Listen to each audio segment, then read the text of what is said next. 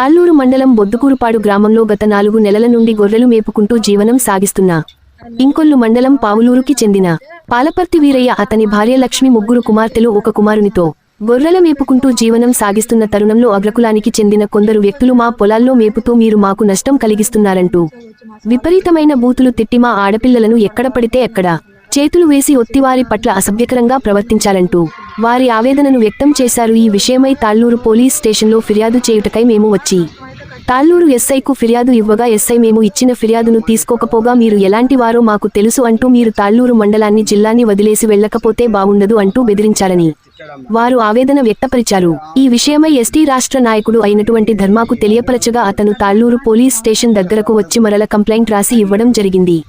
ఈ కార్యక్రమంలో రాష్ట్ర ప్రకాశం జిల్లా ఎస్పీ నాయకులు మరియు తాళ్లూరు మండలం ఎంఆర్పీఎస్ నాయకుడు ఆదాం పాల్గొన్నారు.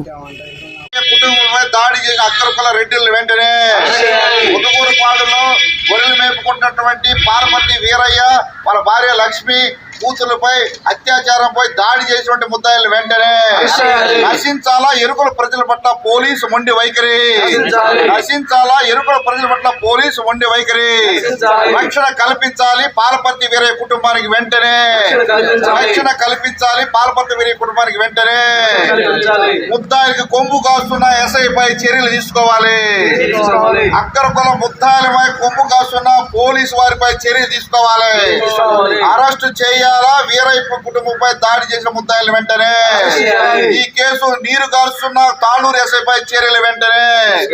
జోహార్ డాక్టర్ బిఆర్ అంబేద్కర్, జోహార్ డాక్టర్ బిఆర్ అంబేద్కర్.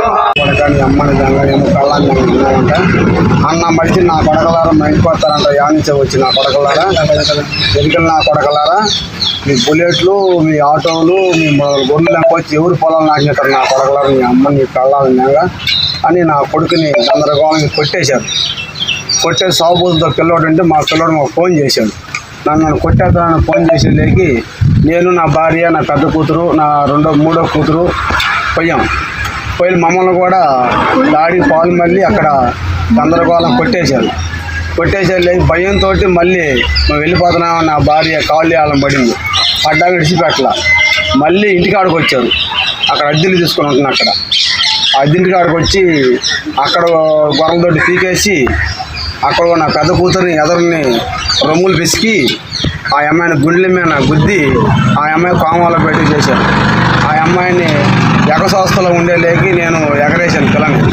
ఎగరేసుకొని తర్వాత కొంచెం నిమిషంలో ఆ అమ్మాయి శ్వాస పీల్చుకుంది.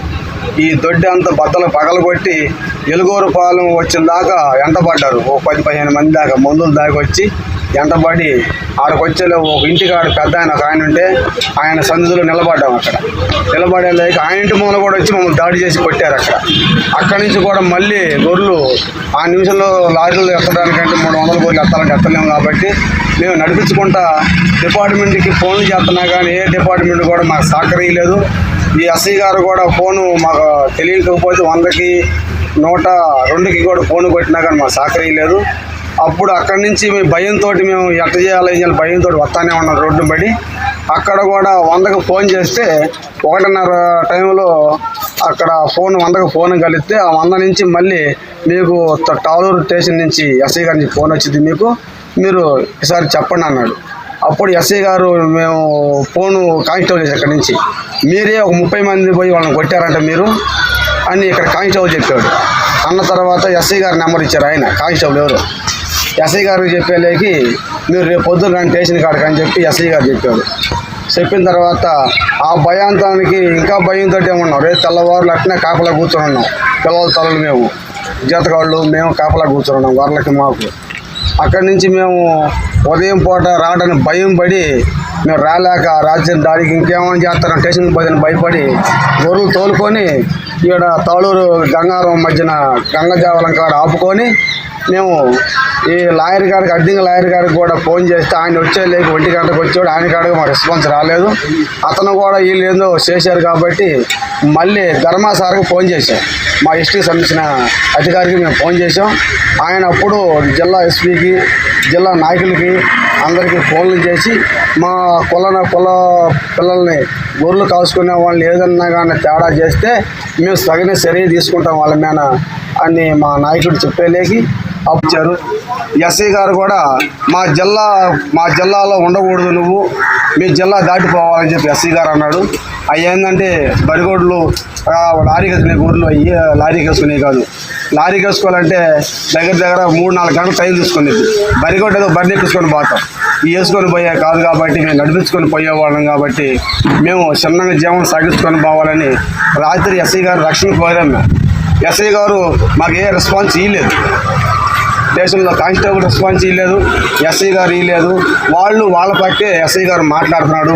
మమ్మల్ని, నా భార్యని కూర్చోబెట్టి మీకు ఏం జరిగిందమ్మా, మీకు ఎలాగా అక్కడ ఇబ్బంది చేశారని మమ్మల్ని ఈసారి ఇవ్వలేదు. ఎస్ఐ గారు ఈసారి ఇవ్వలేదు, అక్కడ ఏసీ ఈసారి ఇవ్వలేదు, కానిస్టేబుల్ ఎవరు ఈసారి ఇవ్వలేదు. మాకు ప్రాణ భయంగా ఉంది. ఇంటికి పోలేక మధ్యలో నిలబడ్డాం.